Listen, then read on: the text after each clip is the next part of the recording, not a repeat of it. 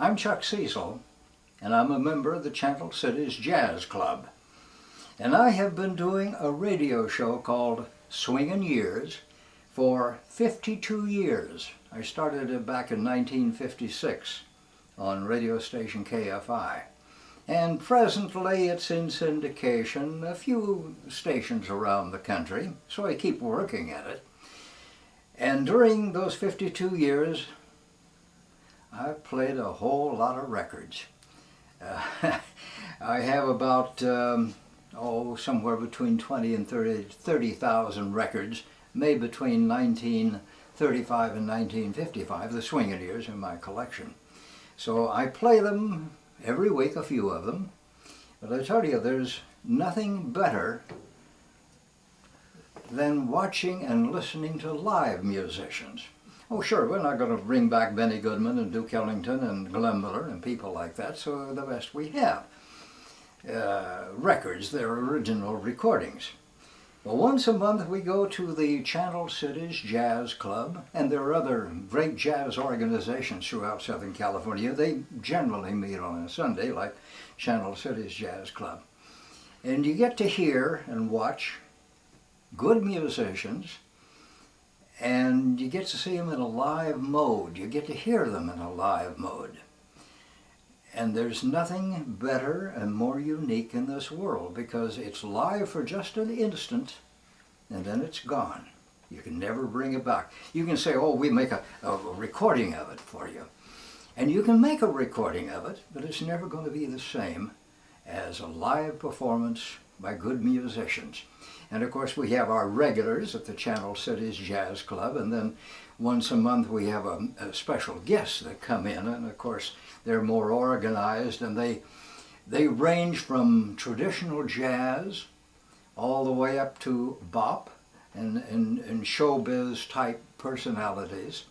So we have a lot of fun at the Jazz Club, and if you don't belong, you might want to investigate belonging to one of the jazz clubs, one that's near where you live, and they're throughout Southern California.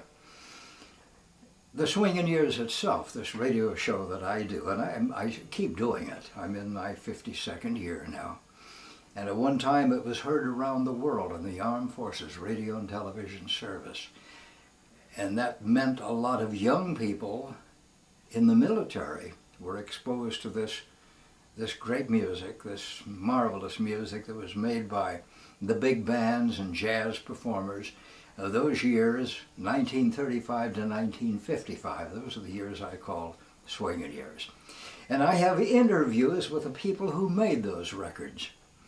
I counted them not too long ago. I went out into the garage, and where I keep the interviews are all on tape, and I counted a total of 355 interviews.